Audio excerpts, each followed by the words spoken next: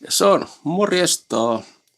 Joo, nyt olisi semmonen keissi tossa, että tää Mitsu ilmalämpöpumppu niin lakkas tossa toimimasta. Olisiko ollut pari kuukautta takaperin ja mikäs tää oli mallimerkiltään? MSZ. Tätä ei vissiin enää sitten valmisteta tätä mallia. Tää on 2018 valmistettu tää. Ainakin tää sisäyksikkö ja silloin muistaakseni tää asennettiinkin, että ei ihan 10 vuotta tää Mitsun pumppu nyt sitten toiminut. Se tuossa pari kuukautta sitten tosiaan niin lakkas puoltamasta lämmintä ilmaa ja onko sieltä sitten kylmäaineet kadonneet tai ties mitä on käynyt, mutta se olisi nyt sitten vähän ajateltu silleen, että tämä menisi nyt sitten kokonaan vaihtoon, mutta käydään katsoa ulkoyksikköäkin vielä tässä huvin vuoksi. Joo, ja käydään vilkaisemaan ulkoyksikköä sitten samalla. Mulla oli siinä tollanen itse tehty katos tossa värkättynä joskus tommonen vempula, mutta nyt purin sen ja tässähän tuo nyt sitten on. Mikäs tässä oli toi mallimerkintä? Oliks tää Mutsi? Joo, MUC. Siitä on jo virrat otettu pois. On siinä vähän ajan patinaa, mutta ei paljon. Tää tosiaan vielä hurisi tossa pari kuukautta sitten. Mutta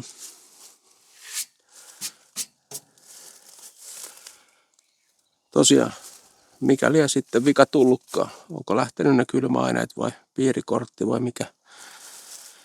mikä vika, mutta sillä nyt ei toistaiseksi tai enää oikeastaan mitään väliä. Eli tää nyt lähtee sitten vaihtoon sisä- ja ulkoyksikkö. Ja kyllähän se lapsen mieli taas voitti, niin kokeillaanpa huvikseen taas pistää virrat päälle.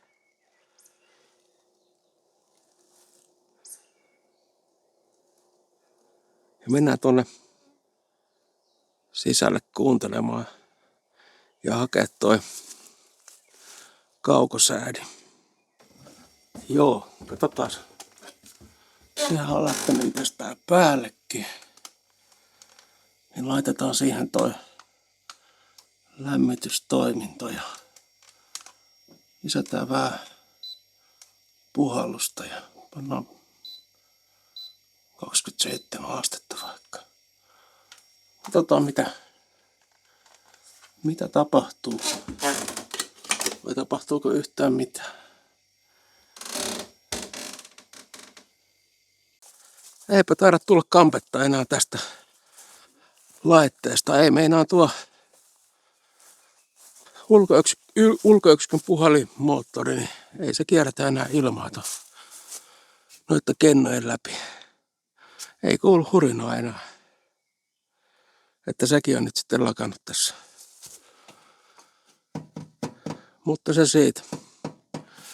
Joo, tää nyt sitten menee sillä tavalla seuraavaksi, että nää puretaan. Tulee huomenna 7.30 aamulla asentaja. On tilattu sellainen Mitsun LN25. Uusi ilmalämpöpumppu. Ja tosiaan täällä on vedot valmiina kaikki, niin ei pitäisi olla iso homma.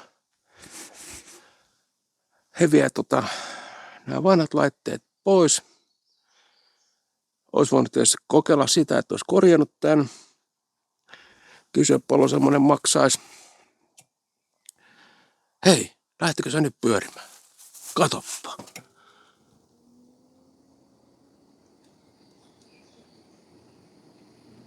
No en tiedä mikä on, mutta silti. Kyllä se nyt on sovittu jo, että uusi pumppu, ilmalämpöpumppu tulee, niin niin. Se, miksi tästä tää nyt sitten lähtee pois, suurin syy siihen on se, että tässä ei ole etäohjausmahdollisuutta. Ja siinä uudessa LN25 se on, niin on vähän laskeskeltu, että siinä kyllä säästää sitten sen verran pitkän pennin, kun sitä pystyy sitten etänä säätämään sitä lämpöpumppua, niin sen takia tämä nyt sitten lähtee. Se on se suurin syy, että miksi tätä ei sitten enää aleta korjaamaan tai täyttämään sitä uudestaan kylmäaineella, jos se on se vika, että tämä ei toimi, vaan että tätä ei vaan pysty etäohjaamaan ja sitä uutta pystyy. Juu, eipä sitä hurinaa sitten kauaa kestänyt. Se lakkas pyörimästä toi puhalimoottori tuolla. Kyllä se taitaa kaput olla. Ei, nyt lähti taas pyörimään. Mikä tässä on? On se ihme vekot, kun se välillä pyörii ja välillä ei. Ja ei tuolla nyt 25 plusastetta voi olla sisällä. Että ei siellä nyt sen verran voi plussaakaan olla, että se... En tiedä. Nyt menee niin vaikeaksi ymmärtää tämän sielun elämää, että pitää sitä huomenna vaikka asentajalta kysyä, että mikä se luulee, että tämän vika oli. Niin, ja taas se sitten sammuu. Ja tosiaan olin säätänyt siis 27 plusasteeseen sen tuolla sisällä, mutta eihän se tosiaan ole sinne sisälle semmosia lämpöjä kehittänyt tämä vekot. Juu, eihän täällä käy puhuri. Ei kylmä eikä lämmin. Eli eikä laiteta offille tää laite ja otellaan sitten huomenna, kun pitäisi saada se uusi ilmalämpöpumppu tuohon ihan samalle paikalle, niin se puhaltaa sitten tää torppaan niin ihan suht tasaisesti tänne koko alueelle tai huoneeseen. Eipä tässä ole kuin pari huonetta tässä näin. Mutta tää on sitten se paras paikka ainakin edellisen asentajan mukaan. Niin tästä se sitten levii se lämmin ilma parhaiten tähän torppaan. Joo, tässä on nämä puretut laitteet.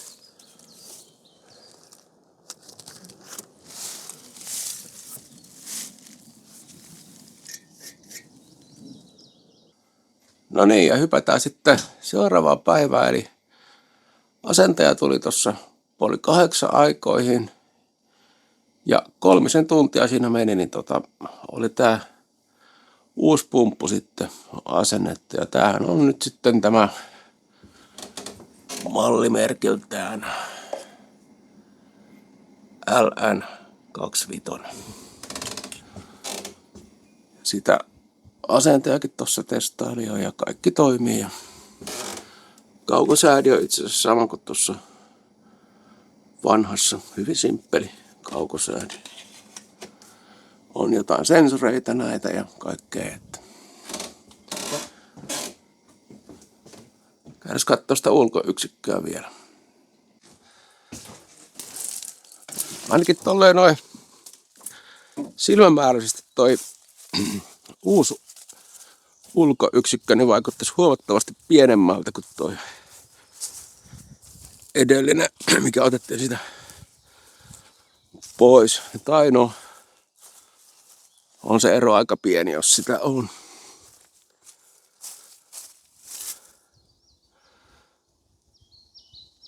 Ja sitten turvakytkintä ei vaihdettukaan. Asentaja sanoi, että tämä on aivan hyvä tämä vanha turvakytkin. Niin se sai sitten jäädä ja samaten nämä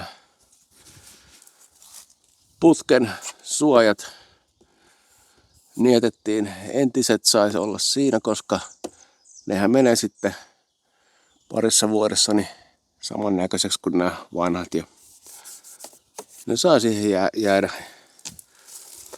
Katsotaan tätä ulkoyksikön, mikäs mallimerkintä täällä on.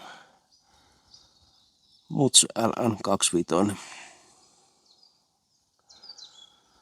Ja sieltä tulee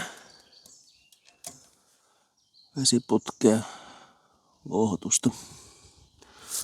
Yksi mutteri jäänyt tonne. Otetaanpa talteen. Joo, tämmönen pömpeli tässä nyt sitten seuraavat vuodet hurisee. Ja mikä tosiaan sen edellisen laitteen sitten rikko, niin ihan varmaa tietoa nyt siitä ei ole, mutta siinähän oli niin, että siinä oli kylmäaineet lopussa, tai vähissä ainakin.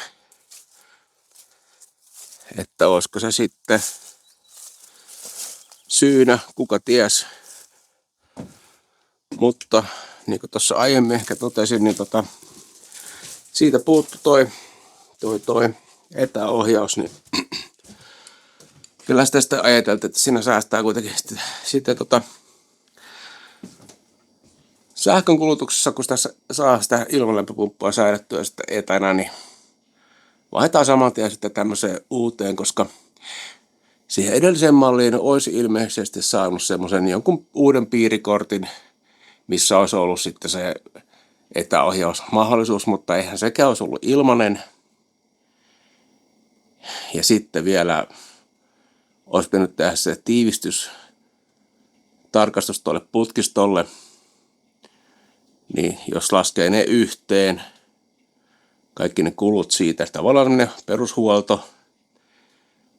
Ja sitten verrattuna siihen, että tulee ihan täys uusi peli, mitä pystyy tosiaan etäohjata ja säästää sitä kautta sitten rahaa, niin myös, niin tää oli nyt sitten ehkä se, tai se päätös, mihin tässä torpassa nyt sitten tultiin, että laitetaan se ihan kokonaan uusi, eikä jäädä se vanhan pelin kanssa miettimään. En tiedä, menikö kierrätykseen vai mitä sillä sitten kävi sille laitteelle, mutta nythän tässä seuraa sitten se mielenkiintoisin vaihe, eli pitää se etäohjausappi, eli toi Mitsun MailCloud asentaa tuohon puhelimeen ja Wifin kautta sitten saada jonkinnäköinen yhteys, että sitä tosiaan pystyy niin kuin etänä ohjaamaan. Ja mä oon tämän kerran tehnyt, yhdistänyt sen MailCloudin ton yhden pumpun, ja voin sanoa, että ei ollut ihan yksinkertainen homma, eli katsotaan miten nyt tällä kertaa sitten käy.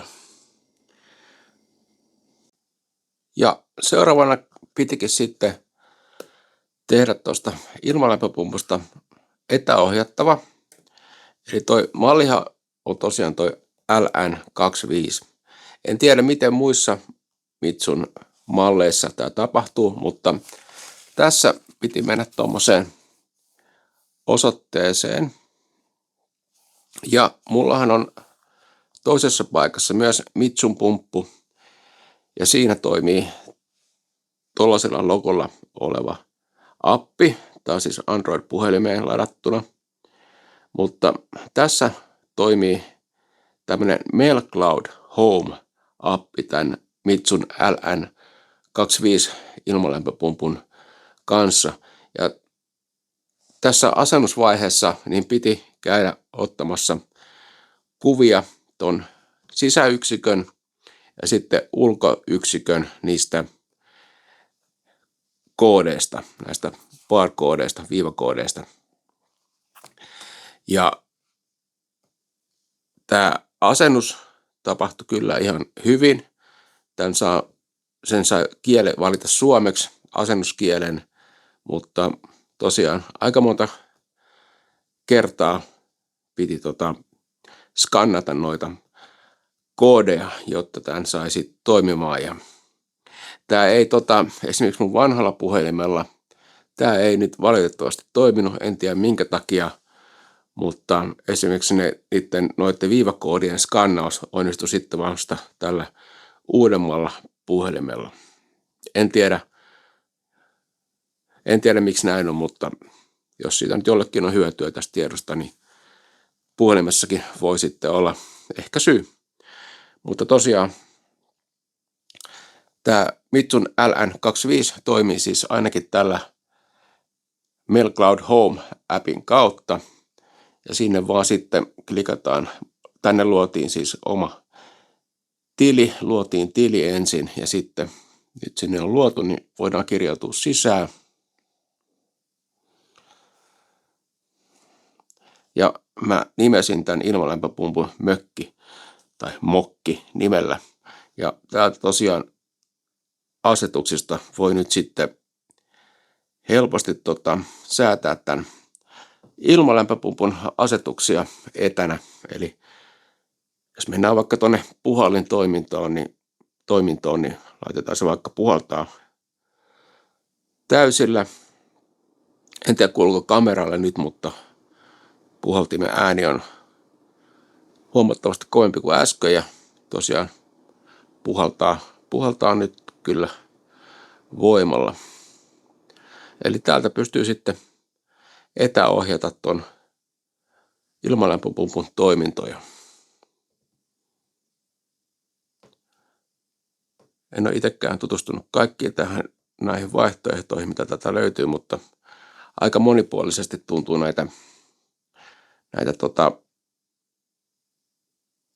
asetuksia täältä löytyvä. Näistä tuosta takaisin. Joo. Eli tämmöinen oli tämän Mitsu LN25 asennus tolle etäohjattavaksi.